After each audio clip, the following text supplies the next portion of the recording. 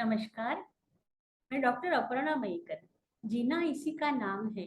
इस शीर्षक के अंतर्गत आज का हमारा विषय है मौन यानी साइलेंस।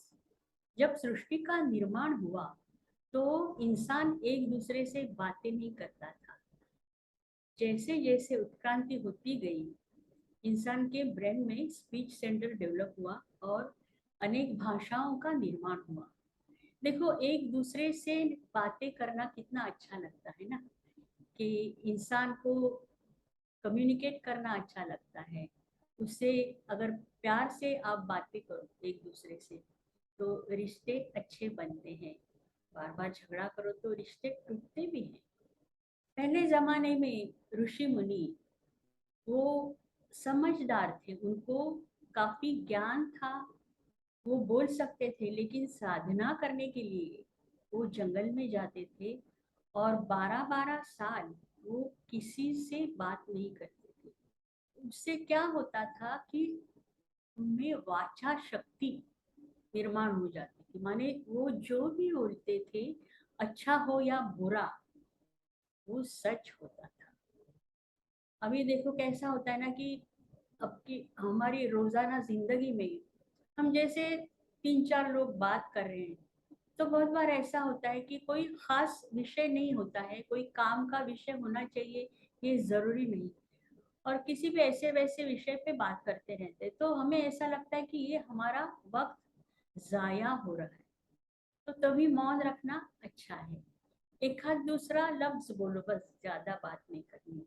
कभी कभी क्या होता है कि गपशप करते करते कोई अचानक जो व्यक्ति मौजूद नहीं, उसके बारे में कुछ उल्टा सीधा कहने लगता है। तो ऐसे जब होता है तभी भी मौन रखना लाभदायक है, क्योंकि शास्त्र में कहा है कि हम जिनकी निंदा करते हैं तो उनके आधे कर्मफल हमें भुगतने पड़ते हैं। तो इससे भी दूर रहो। कभी किसी की गलत फहमी हुई हमारे बारे में, वो भी इंसान हमारे ऊपर गुस्सा करता है, हमें मालूम है कि हमने कुछ गलत नहीं किया, पर उस वक्त मौन धारण करना अच्छा है। जब उसका गुस्सा कम हो जाएगा, वो ठंडा हो जाएगा, तो उसे समझा दीजिए कि असल में बात ऐसे ऐसे हुई। और आपने देखा होगा कि कुछ कवि लोग, कुछ राइटर्स, ये जब उन्हें लिखना होता है, समझो फिल्मों की स्टोरी है, कुछ गाने हैं, तो वो बाहर लोनावला खंडाला कहीं ऐसी जगह चले जाते हैं जहाँ शांति हो। क्योंकि मौन धरते हम लोग तो हम में क्रिएटिविटी बढ़ती है, नई नई कल्पनाएं सूझती है मन में, और अच्छे, वो लोग अच्छे गाने लिखते हैं, अच्छे स्टोरीज लिखते हैं।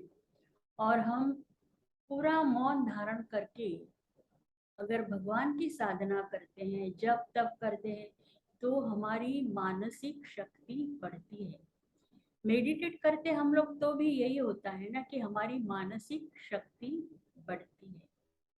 और जैसे कि आपको अगर मौन एंजॉय करना है, तो आप जब मौन व्रत धारण करेंगे, आप बाहर भी जा सकते हो, मतलब नेचर का लुत्फ उठा सकते हो। कितनी अच्छी अच्छी बातें होती है वो देख सकते हो। तो ये मौन के बहुत सारे फायदे हैं। बस ये है कि कोशिश करनी चाहिए।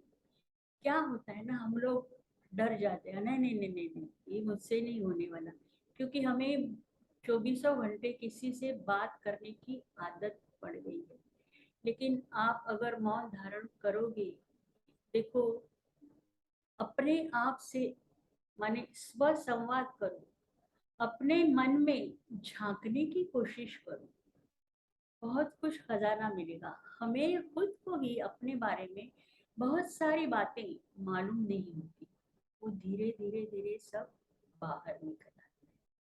आपको जब मौन व्रत धारण करना हो, महीने में एक बार कीजिए। अगर पूरा दिन आप नहीं रख सकते तो शुरू में 3-4 घंटा कीजिए।